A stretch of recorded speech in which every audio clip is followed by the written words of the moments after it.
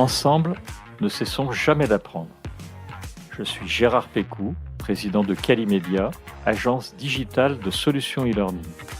Je vous accueille sur Never Stop Learning, un podcast qui vous fait rencontrer des acteurs de la formation entrepreneuriale et éducative d'aujourd'hui et de demain. Épisode de Never Stop Learning. Bienvenue à tous nos auditeurs. J'accueille aujourd'hui, et j'ai le plaisir vraiment sincèrement d'accueillir Jérôme Leleu, qui est un expert dans le domaine de la e-santé, qui est le président de l'agence digitale Interaction Healthcare et le CEO de Sims4Health. Bonjour Jérôme. Bonjour Gérard. Alors, est-ce que tu peux nous en dire un peu plus sur ton parcours dans les grandes lignes, comment tu en es arrivé à créer Interaction Healthcare et puis Sims4Health? Un grand merci pour ton invitation et ce podcast qui répond à beaucoup de mes questions aussi. Donc je voulais déjà commencer par te remercier par cette belle initiative.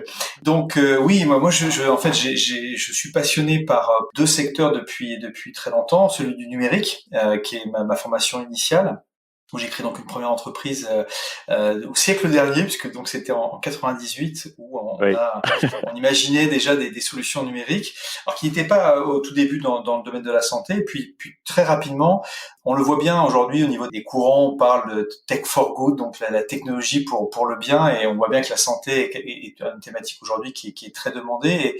Et c'est vrai que à l'époque, je commençais déjà à développer des solutions qui s'orientaient vers le secteur de la santé. Et puis, un élément qui, moi, me semble très important, c'est que je suis quand même de la génération aussi qui ont commencé par la micro-informatique, par également le jeu vidéo avec des consoles. Et je me suis dit, est-ce que ces technologies pourraient pas un jour être utilisées pour de la formation, pour peut-être expliquer des thématiques sérieuses. Bon, je pense que tu commences à comprendre un peu le début de ce projet qui était un peu comme Monsieur Jourdain. Eh bien, c'était donc en 2005. Après donc quelques années de développement dans le numérique, on a lancé une première activité pour donc faire des serious games. Donc on était un des tout premiers en France à faire donc des jeux sérieux dont l'objectif est bien d'expliquer des thématiques sérieuses. Alors au début on était dans le domaine de la compréhension des enjeux sur les collectivités. Ce qui s'appelait les monstronautes à Collectiveville, donc expliquer aux enfants et aussi aux parents comment on fonctionnait donc dans une ville, dans un département, dans une région. Et très rapidement en fait on s'est rendu compte que le système de santé, ça pourrait être aussi intéressant de l'expliquer. Moi je suis persuadé que l'entrepreneuriat c'est aussi beaucoup de rencontres, la rencontre avec ses équipes et puis aussi avec ses clients. Et on a eu la chance en fait d'avoir la confiance très rapidement de Essilor. Ah oui. Donc avec une personne qui s'appelle Christine Richard qui nous a suivis pendant beaucoup d'années et qui nous a fait confiance en nous disant je vois ce que peut faire le jeu. Est-ce que ça pourrait être intéressant d'expliquer notamment sur la santé visuelle? Et on sait par exemple pour les enfants et ça c'est valable pour la France et bien sûr pour le monde entier. Donc notamment c'était un serious game donc sur la santé visuelle qui a été développé et qui a été diffusé dans plusieurs pays dans le monde, notamment en Asie. Donc ça a été une super expérience. Et là, on s'est dit, en se levant le matin, moi je suis passionné par le numérique, je suis passionné par les technologies qui peuvent transformer la vie, bien sûr, du grand public, mais dans le cas présent, peut-être des patients, peut-être des problèmes de santé. Et c'est comme ça qu'est né le projet d'Interaction Healthcare. Je le dis souvent, une entreprise sans équipe, sans personne clé, ça ne marche pas. Et dans ce cadre-là, en fait, et je crois que c'est ce que tu souhaitais, Gérard, c'est qu'on parle non pas de l'aspect un peu corporel d'une présentation d'entreprise, mais plutôt vraiment le parcours entrepreneurial. Et en fait, quand j'ai eu cette idée de développer des serious games dans le jeu, il fallait vraiment être très présent dans le domaine de la santé. On avait déjà des clients, mais pas aussi important qu'on le souhaitait. Et j'ai eu la chance en fait de rencontrer Daniel Villieu. Ah oui, que tu connais bien. Donc Daniel, qui est une grande professionnelle dans le domaine de la communication santé, qui a fait tout un parcours, notamment en tant que responsable, notamment de CODIR dans différents laboratoires et responsable de communication, et qui à ce moment donc là c'était en 2007, fin 2007, on s'est rencontrés dans le cadre d'une formation qui était sur le domaine du serious game. Et ce qui est incroyable, c'est que Daniel n'avait pas du tout, le projet en fait de partir dans cette aventure. Et moi, j'avais je dirais, de projet particulier lorsqu'on s'est rencontrés, mais on a parlé de notre projet et Danielle a trouvé ça passionnant. Elle m'a dit, mais je suis persuadé que le domaine de la santé, vous avez raison, ça pourrait être intéressant. On en rediscute. Et donc, toi, c'était en décembre 2007 et on s'est revus quelques jours plus tard et Danielle a vraiment très vite compris, alors qu'elle dit voilà qu'elle connaît pas la technologie, mais en fait, elle a une très bonne compréhension des enjeux de la technologie. On a décidé en fait de lancer le projet donc d'interaction healthcare. Et un peu comme aujourd'hui, on parle de start-up avec de test and learn, c'est-à-dire voilà, on teste, on regarde si ça fonctionne. Daniel m'a dit, moi j'ai un très bel écosystème dans le domaine de la santé, et si on leur présentait ce que c'était que le Serious Game. Et ça, Gérard, je me rappelle, c'est le 14 février 2008. Alors c'était pas la fête des amoureux, mais la fête plutôt du Serious Game. Et Daniel en fait a réuni une cinquantaine de personnes de son entourage, des gens qui venaient aussi pour découvrir aussi une nouvelle technologie. Et il faut se rappeler quand même, Gérard, toi qui es un fan aussi de technologie et de pédagogie, on sortait de la période Wii qui sortait donc 2006-2007, où moi je présentais à des amis, à des clients, des jeux sur la Wii où on se disait Ah oui. on va peut-être démocratiser le jeu qui était plutôt dans l'image des adolescents Ouais, c'est vrai. de 14 ans avec 50 doigts pour faire pour être capable de faire un jeu et la plupart des adultes tout ça disant mais c'est pas pour moi, même si on sait que voilà, l'âge moyen a fortement augmenté, puisque je crois qu'on est entre 35 et 40 maintenant au niveau des joueurs de jeux vidéo. Et Daniel donc a réussi à réunir beaucoup de clients. Donc il y avait des laboratoires pharmaceutiques, il y avait des mutuelles, il y avait Essilor qui était présent. On avait fait intervenir pour montrer le fonctionnement. Et c'est comme ça que la belle aventure d'Interaction Healthcare est lancée. Et on a été un des pionniers à lancer le Serious Game dans le domaine de la santé pour les patients. Et puis ensuite sur les problèmes de santé, mais ça je crois qu'on va en parler un peu plus tard. Oui, on va en reparler parce que c'était ma question d'après. Les Serious Games et avec Interaction Healthcare, je crois que tu as parlé d'information, d'observance. Vous avez fait énormément de formation, de prévention. Et justement, je voulais savoir si tous ces mots que je viens de citer, ça t'avait incité à créer Sim4Health, puisque tu as fait une levée de fonds en fait de 5 millions d'euros, je crois, en 2016, que tu as créé. Alors, je sais pas, ça tu vas me le dire, si c'est un département spécialisé sur la simulation numérique pour la formation santé ou si c'est une autre structure. Je sais pas. Et que tu pilotes en tous les cas de manière très énergique. C'était quoi le but c'était d'aller encore plus loin que Interaction Healthcare, de créer Sims4Health? Alors en fait, peut-être pour te répondre, Interaction Healthcare, je t'ai un peu décrit tout à l'heure, c'est-à-dire que quand moi je le définis, c'est une société qui est spécialisée bien sûr dans le secteur de la e-santé, et nous en fait on imagine des applications en regardant en fait ce qui nous entoure au niveau technologique, que ça soit des applications mobiles, que ça soit on parle donc des serious games, mais ça peut être aussi l'influence des réseaux sociaux, ça peut être demain également et même aujourd'hui l'influence de l'intelligence artificielle, bref, toutes les technologies en fait qui nous entourent pour l'intérêt en fait des patients et des problèmes de santé. Et c'est pour ça, et je sais que tu me suis beaucoup, moi je publie, j'essaie quasiment tous les jours de donner une information qui moi me semble intéressante et parfois il y a beaucoup de relais, parfois un peu moins, mais c'est vrai que j'ai une belle communauté aujourd'hui sur LinkedIn et sur Twitter où je partage ce que la e-santé peut apporter au niveau des patients et des problèmes de santé et puis plus globalement au niveau du système de santé. Et donc nous on imagine des projets qui sont qui ont une ingénierie particulière. On va créer ce qu'on appelle à façon. Et ça, j'ai une super équipe qui le fait très très bien. Et toi, typiquement dans les Serious Games, pour t'expliquer un peu ce qui est un peu notre ADN, on avait fait un projet qui s'appelait Théo et les Psorianautes et qui montre toute l'influence qu'on avait utilisée du Serious Game qu'on connaissait, donc avec une communauté particulière, comme je l'expliquais au tout début de la création de la société. Et c'est un projet qu'on a fait avec France Psoriasis qui explique pour les enfants et les parents et les enseignants. Eh bien, le psoriasis, et on sait très bien que c'est une maladie qui est très visuelle, et vraiment, Gérard, moi, ça a été un des plus beaux projets que j'ai pu porter dans l'entreprise parce que, voilà, on a des enfants. Enfin, à l'époque, j'avais pas d'enfants, je venais juste d'avoir mon fils, et qui avait pas l'âge qui concerne ce Serious Games, c'est-à-dire entre 6 ans et 10 ans, où on a des petites filles, des petits garçons qui se construisent en tant que personnes, en tant que qu'enfants, et qui malheureusement, ont parfois des plaques de psoriasis qui peuvent se voir sur le dos, sur les bras, et forcément avec parfois beaucoup de dureté de la part de leurs collègues, des enfants qui sont présents, avec des mots très durs. Et nous, on a rencontré des enfants, on a rencontré des enseignants, on a rencontré des médecins, des dermatologues qui ont expliqué. Et là, on s'est dit, si on peut faire un serious game qui explique aux autres enfants qu'en fait, c'est important de bien connaître la maladie, parce qu'au final, on peut être un petit enfant de 7 ou 8 ans et bien sûr vivre avec son psoriasis à l'école, à la piscine, et sous la forme de jeu. Et bon, je vais pas tout développer, mais c'était un super projet qui a été porté par France Psoriasis, par également des dermatologues extrêmement impliqués pour le projet. Et au final, on a fait un super réseau qui a gagné beaucoup de prix, notamment au niveau de l'éducation nationale.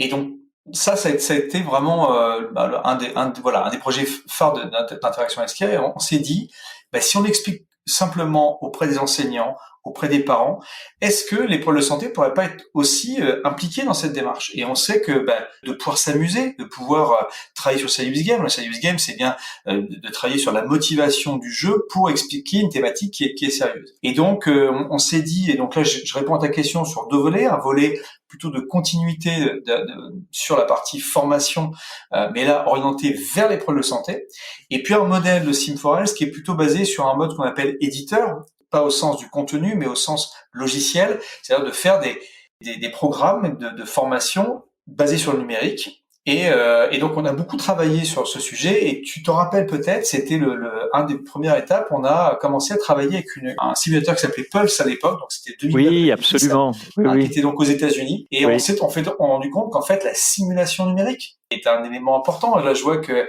nos amis d'Asobo, qui sont également basés à Bordeaux, viennent de gagner le prix, un peu les Césars du jeu vidéo, ont gagné avec Flight Simulator. Donc tu sais, ce fameux jeu simulator pour apprendre à piloter un avion. Nous on s'est dit, on pense que, et là je parle à toi en tant qu'expert de la pédagogie, on n'est plus dans un serious game où on peut avoir un univers de jeu extrêmement créatif. Là on va être dans vraiment la simulation, c'est à recréer virtuellement les situations cliniques que va connaître les professionnels de santé tout au long de leur carrière, en formation initiale et formation continue, pour pouvoir se former sur des procédures, mais ça peut être aussi sur du comportement. Et on s'est dit que Sim4Health, donc l'entité qu'on a créée, donc c'est une entité vraiment spécifique dédiée à la simulation numérique, pour pouvoir donc créer ces simulateurs. Donc des simulateurs qui vont être sur ordinateur, sur tablette, sur la réalité virtuelle, et tout cela on le diffuse via une plateforme qu'on a développée qui s'appelle Medicactive, et qui permet en fait de diffuser des simulateurs qui peuvent être interopérables avec des LMS comme tu peux le faire avec ta société. Et voilà, donc c'est vraiment l'ambition. Et là on a eu aussi un très beau succès, puisque comme tu dis, on a levé donc des fonds pour pouvoir après avoir fait de la R&D. Donc là aussi, quand on parle d'histoire d'entreprise, on va en reparler tout à l'heure peut-être avec Simdose, mais juste avant, en fait, il fallait développer cette plateforme.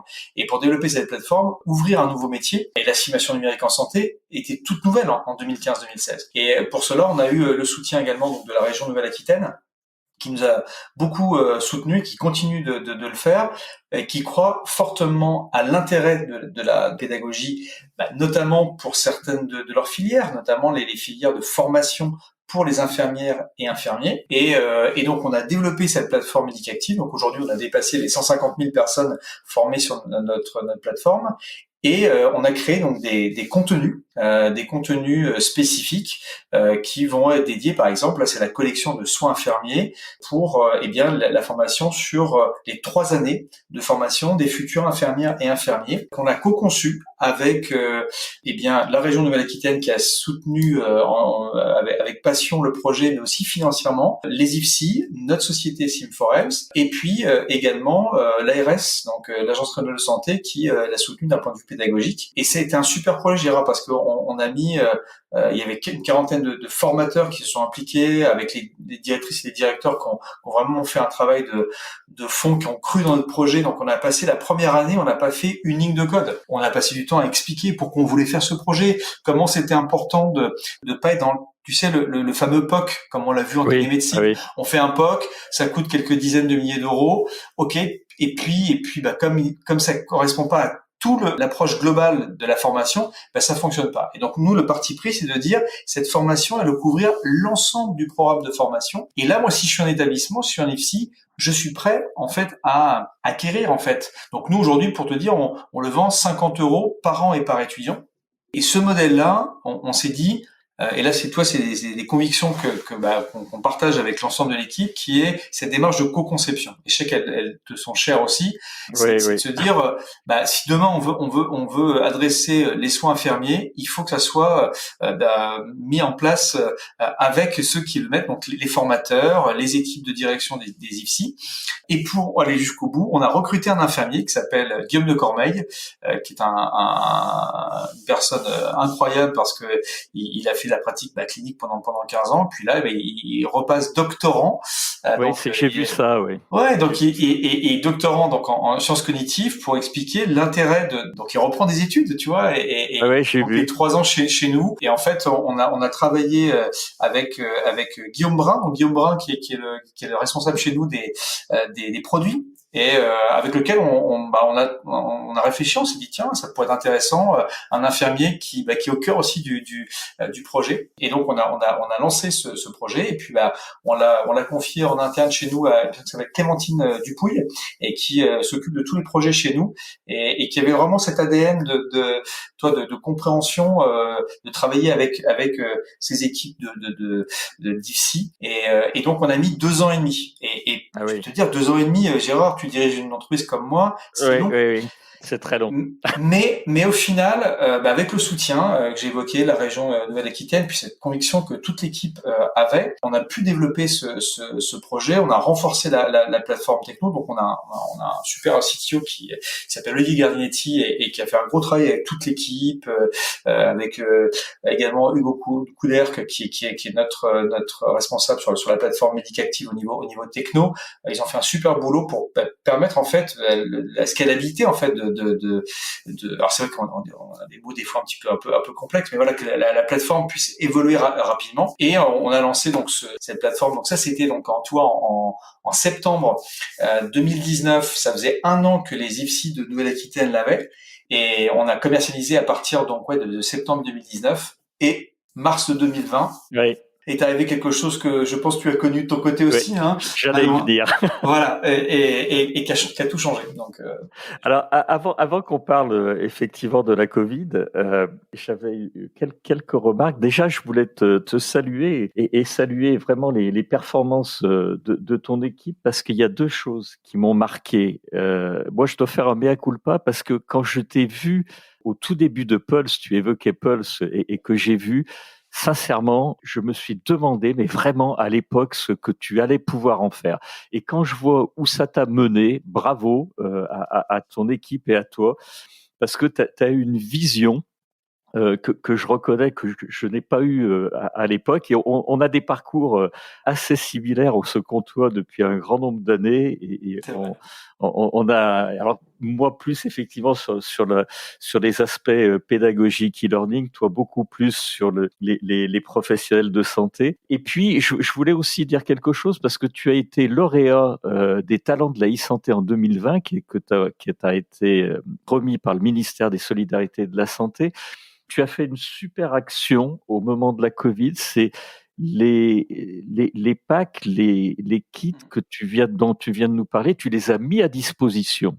C'était et ça, il n'y a pas beaucoup de sociétés qui ont fait ce travail-là, et donc je voulais saluer ça chez toi, parce que je pense que ça a dû aider pas mal de personnes. Ouais, les cas de professionnels de santé. Non, mais c'est gentil, Gérard, de le souligner. Et c'est vrai que, en fait, tu vois, on travaille beaucoup.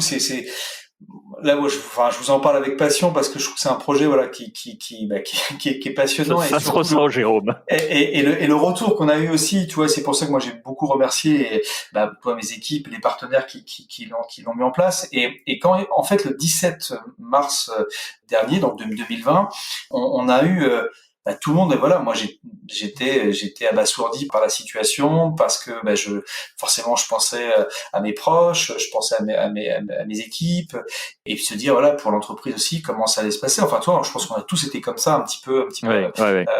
Et en fait, le lendemain, donc c'était donc le vendredi, on s'est beaucoup concentré sur l'organisation en tant que telle.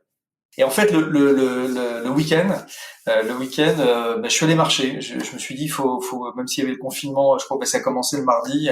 Je suis allé marcher. Je me dis, il faut vraiment qu'on réfléchisse de manière globale. Et là, je me suis dit, mais en fait, essayons de prendre un peu de recul. C'est pas nous qui sommes en première ligne. Ceux qui sont en première ligne, ce sont les problèmes de santé qui essayent vraiment d'aider au maximum les patients. Et donc pour cela, on a aussi ceux qui étaient mis à disposition dans cette fameuse guerre qu'a évoqué le président Macron, qui est de dire, on va faire aussi appel aux étudiants infirmiers. Et là, je me suis dit, j'ai appelé mon équipe, on a discuté avec Guillaume Brun, avec Guillaume de Cormeil, en se disant, mais il faut que nous réagissions. On est une société dans la santé, dans la technologie. On a été aidé par des fonds publics, par des acteurs qui se sont battus aussi pour notre projet et qui aujourd'hui sont en première ligne. Donc nous, on s'en moque qu'on soit peut-être en troisième, quatrième, on s'en moque le niveau de ligne où on est. On doit participer entre guillemets à ce combat. Et on leur a dit, ils doivent avoir plein de problèmes à gérer. On ferme leur établissement, comme tous les autres établissements. Nous, voilà, par défaut, c'est numérique, donc c'est à distance. Et donc, j'ai dit à mes équipes, il faut que on le mette à disposition gratuitement et sans condition. Ça, c'est pas. Moi, j'ai un établissement qui m'a dit, mais alors, est-ce que derrière, moi, j'aurais dit, attendez, vous l'utilisez, nous on le met à disposition gratuitement pendant tout le confinement. Et je vais te dire, tu gères une entreprise, Gérard, quand on commençait à commercialiser, des décisions lourdes. Ça marchait, et nous, c'est des impacts de plusieurs centaines de milliers d'euros, mais on travaille dans la santé, on doit avoir des valeurs, une éthique qui est importante. Et moi, j'ai envoyé un mail aux élus de la région de Nouvelle-Aquitaine qui nous avaient aidés, aux responsables des IFSI, aux équipes pédagogiques, en disant voilà la décision qu'on a pu prendre. J'espère que vous serez avec nous. Et on a eu un retour incroyable en disant mais vous avez raison. Et surtout, Gérard, toi, on parle de projet d'entreprise et d'histoire forte. On va faire un petit post demain, je crois, à ce sujet. En fait, on a ouvert à l'écosystème. Moi, j'ai publié un post et l'entreprise l'a relayé sur tous les réseaux en disant, voilà, on doit être présent. On vous le met à disposition et je suis sûr que vos équipes en ont besoin et on est là pour vous, quoi. Voilà, c'était un peu ça le message. Et Gérard, je n'ai jamais eu ça de ma vie en moins de 10 jours. Donc avant, je crois que voilà, demain, nous, ça sera le 31 mars, on va pouvoir entre guillemets le sanctuariser. On a eu 255 établissements en France, en Belgique, en Suisse, au Canada, au Liban, en Algérie, au Maroc. Enfin, tous les pays francophones nous ont contactés en nous disant d'abord merci, on n'avait pas de solution et donc là vous nous aidez. Et on a formé l'ensemble des établissements, c'est 50 000 étudiants qui ont pu bénéficier. Alors au début c'était pendant le confinement, 2 mois et demi, et puis avec l'équipe de Guillaume Brun, de Guillaume de Cormeil, on est allé a décidé en fait d'aller jusqu'à la fin du mois de juin pour continuer ce projet et vraiment, toi, on l'a fait avec beaucoup d'implication. On dit, tu vas pas demander en disant on vous fait 50% de remise ou même 1 euro. Ils étaient en train de savoir comment ils allaient pouvoir continuer à faire former. Tu vas pas remettre une problématique, donc il fallait répondre présent. Et voilà. Et donc ça a été un super projet. Puis à côté de cela, on a fait aussi une initiative avec Sim4Health qui a été aussi vraiment très belle, qui s'appelle Learn to Fight. Donc on est persuadé que la formation elle est un moyen de lutte contre la Covid-19. Et donc là, on a eu la participation et le soutien incroyable du CHU de Bordeaux, donc avec Yann Bubien qui a pris la direction donc quasiment un an avant.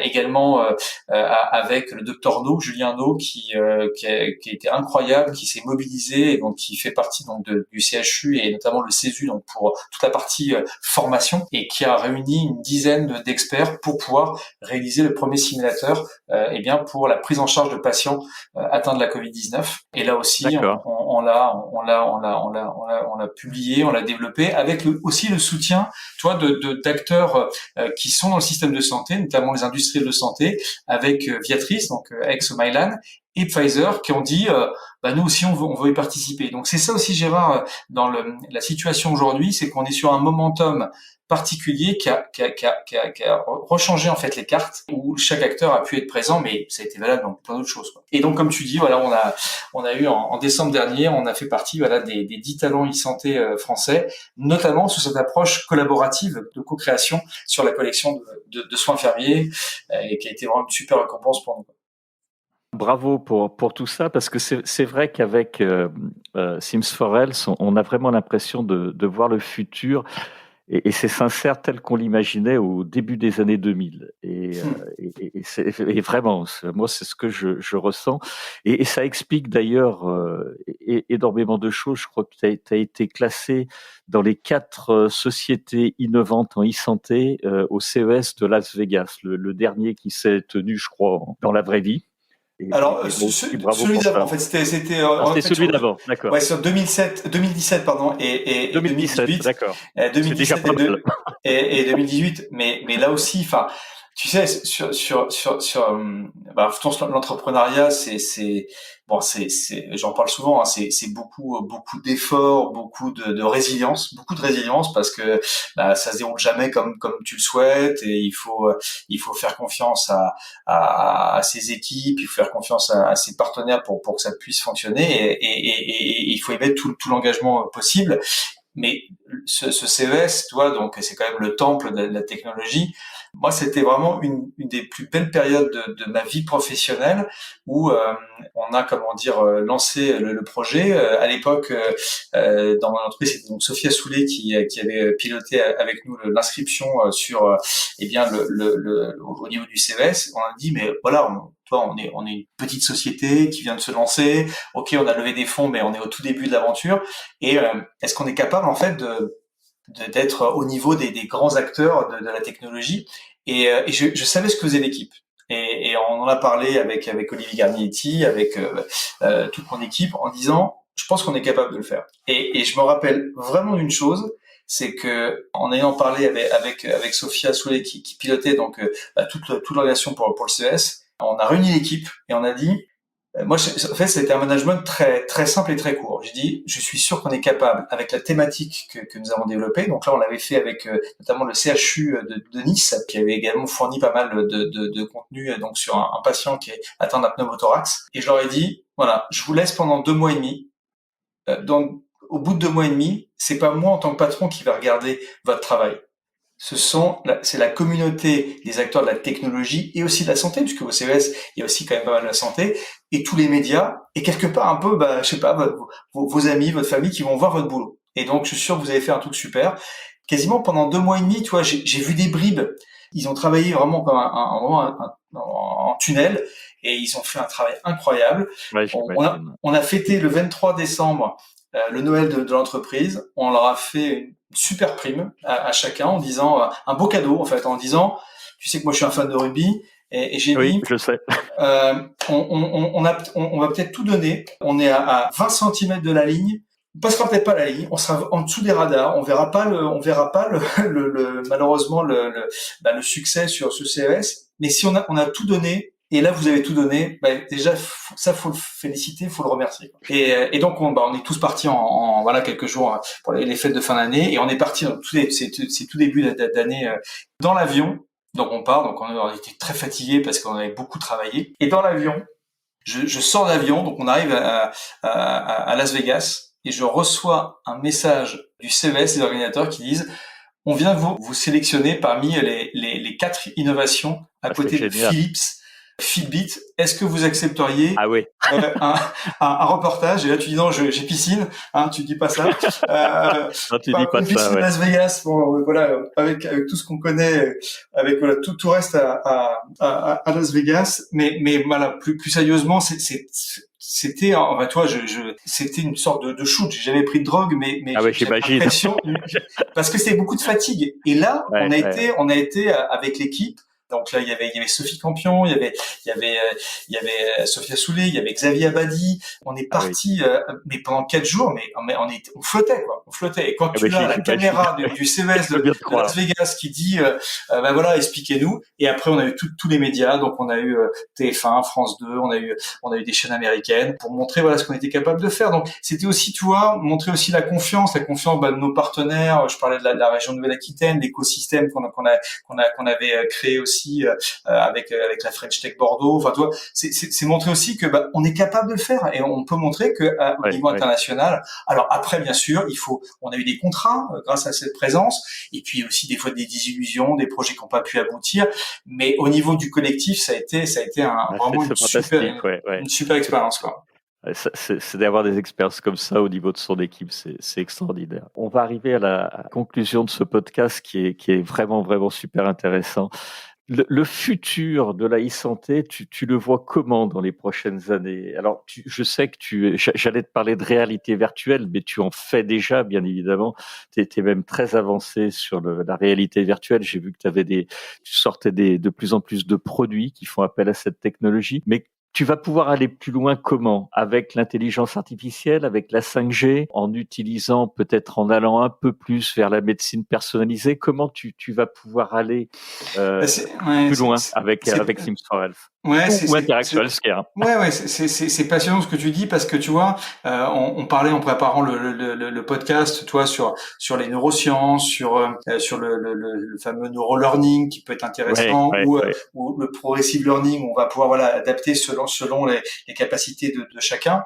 Bah tu vois, dans le cas du prix du talent e-santé qu'on a pu avoir, on a été interrogé par l'agence du numérique en santé et qui me posait question voilà sur un peu presque 2030 ou 2040, et j'ai vraiment que le côté humain doit vraiment être au cœur aussi de cette réflexion. Et pour répondre à ta question, toi, on vient de lancer un projet qui est là aussi qui est passionnant sur notamment la prise en charge en fait de patientes qui souffrent d'un cancer, notamment en phase de rechute, et on forme en fait les oncologues à une meilleure prise en charge, notamment au niveau de l'empathie. Donc, on a eu pendant plus de 3 ans une doctorante qui s'appelle Anne-Sophie Milsan, qui a fait un travail remarquable sur ce travail de la prise en charge des retours que peuvent avoir une patiente lorsqu'on lui annonce une mauvaise nouvelle. Et tu le sais très bien, Gérard, dans le domaine de la santé, on n'est pas que dans le process, d'un geste technique. C'est aussi, quand on annonce cette difficile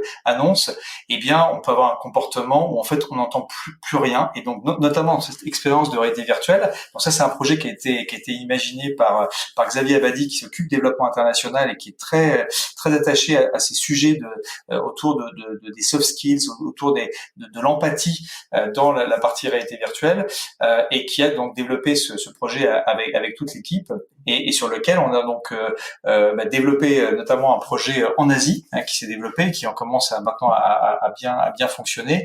Donc tu vois, quand tu parles de futur, il y aura bien sûr d'autres technologies, mais rien que celle-là aujourd'hui, travailler sur des sciences cognitives, sur de la technologie, on est capable de faire des expériences. Et moi, je travaille beaucoup avec mes partenaires, avec mes clients, en disant il faut offrir une expérience nouvelle aux patients, aux problèmes de santé, et qu'elle soit utile. Moi, vraiment, je suis très très concentré pour que la e-santé, ça soit pas qu'un concept, mais qu'on fasse des choses qui soient concrètes et qui soient utiles aussi on l'espère, au système de santé pour que ce numérique soit efficace. Effectivement. Je rejoins ce que tu viens de dire parce que c'est quelque chose qui nous est cher aussi dans notre entreprise, et je trouve que les deux entreprises se rejoignent sur ce que tu dis, et vraiment à bien des niveaux au cours de cette discussion. J'ai l'habitude de demander à mes invités s'ils ont un livre qu'ils recommandent, et je crois que tu en as un, Jérôme.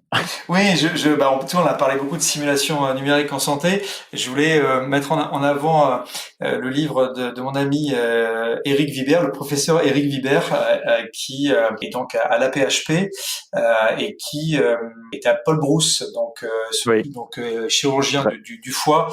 Très connu, oui. Ouais, très connu. Moi qui me touche à deux titres. D'abord parce que je trouve qu'Eric fait un travail remarquable et lui aussi il a une résilience et une conviction dans la formation. Il a sorti Droit à l'erreur et Devoir de transparence et qui montre voilà l'importance de la gestion de l'erreur, comment on peut l'intégrer avec beaucoup d'empathie, beaucoup également de réflexion sur le système de santé. Et puis eh bien Paul Brousse, c'est là où mon papa a été opéré il y a maintenant très longtemps et qui a été extrêmement bien pris en charge par les équipes et tu vois quand on fait des projets comme les nôtres avec Sim4Health ou Interaction Healthcare et que bah, tu peux peut-être accompagner de manière un peu plus efficace un patient, peut-être changer une partie de sa vie. De manière très humble, c'est peut-être, je sais pas si on parle de pourcentage, mais juste une action. Peut-être aussi accompagner un projet de santé. Et tu connais notre ADN qui est celui de la haute autorité de santé, qui est jamais la première fois sur le patient. Bah, tu vois, je pensais à mon père dans ces moments-là, en se disant bah peut-être que une meilleure prise en charge, eh bien, ça aurait peut-être fait gagner peut-être d'autres années de vie ou autre. Donc voilà, moi c'est ce qui me guide et qui me plaît. Et donc cet ouvrage est vraiment pertinent et je l'encourage pour tous ceux qui veulent voilà voir comprendre comment on peut intégrer aussi le droit à l'erreur comme on peut le faire dans d'autres domaines, notamment je pense à l'aéronautique. Voilà. Effectivement, c'est un bon exemple. Est-ce que ça t'a conduit ou inspiré pour réaliser SimDose, qui est ton nouveau simulateur numérique de formation? Oui. Ça en fait partie, ça a été c'est la même démarche finalement. On est dans la même. Oui, c'est-à-dire que, en fait, le projet de SimDose, il va dans la continuité de la collection qu'on a évoquée sur les soins infirmiers, donc cette collection que j'évoquais tout à l'heure.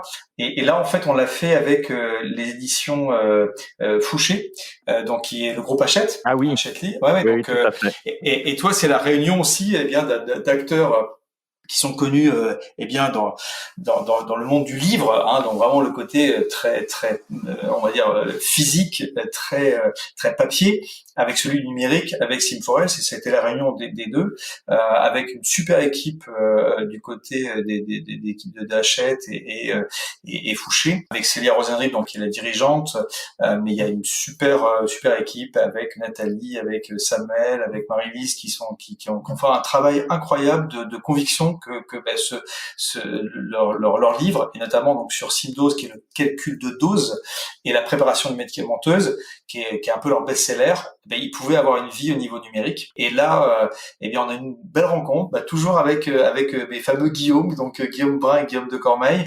Ils sont venus en fait au Pachette, donc à Bordeaux. On a discuté en fait après cette vue dans un colloque, et on s'est dit quelle thématique peut être intéressante, et ce calcul de dose.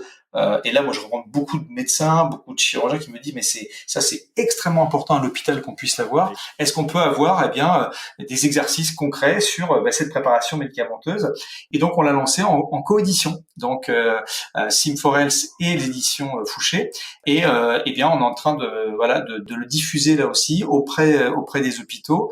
Et puis, voilà, on est ravis parce que on vient d'avoir le prix, eh bien, de la prévention médicale qui a élu, eh bien, parmi donc les grands prix de 2020, SimDose, notamment dans la catégorie sécurité patient. Donc, et ça revient à ce que je te disais il y a quelques minutes, c'est que on fait tout cela pour l'intérêt du patient. Et là, on est sur un simulateur qui coûte une vingtaine d'euros, que les étudiants peuvent acheter, que les professionnels de santé en formation continue peuvent acheter, que les établissements peuvent acheter.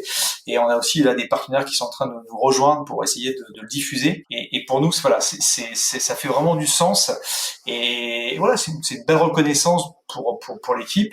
Et on en est qu'au début. Et donc maintenant, il faut continuer à créer ce type de produits qui on l'espère, seront maintenant intégrés nativement dans les programmes de formation initiale et continue. Ça j'en doute pas, et bravo pour ce prix. Je l'ai appris sur un de tes derniers posts, effectivement.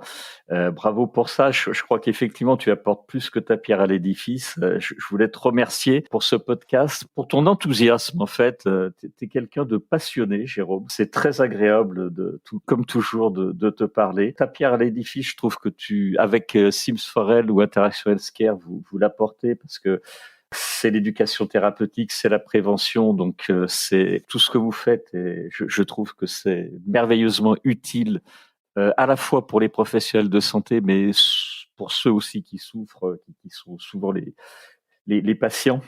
Et vraiment, vraiment, bravo pour ça. Merci Gérard pour ton invitation. C'était un bon moment aussi, et je sais que voilà, tu le fais aussi au quotidien avec ton entreprise, avec ton équipe, et je sais les valeurs que tu portes, et c'est pour ça que j'ai répondu avec beaucoup d'enthousiasme pour participer à ce beau podcast. Merci en tous les cas, Jérôme. Et puis, je remercie également à tous nos auditeurs qui sont allés avec nous au bout de ce podcast, et je leur dis à une prochaine fois. Encore merci, Jérôme. Merci Gérard, et merci à tous.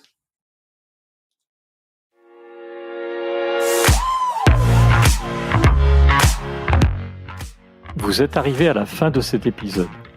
Je vous remercie pour votre écoute attentive. Si l'épisode vous a plu, partagez-le auprès de votre entourage et donnez-lui une bonne note suivie d'un commentaire sympathique pour nous aider à grimper dans les classements.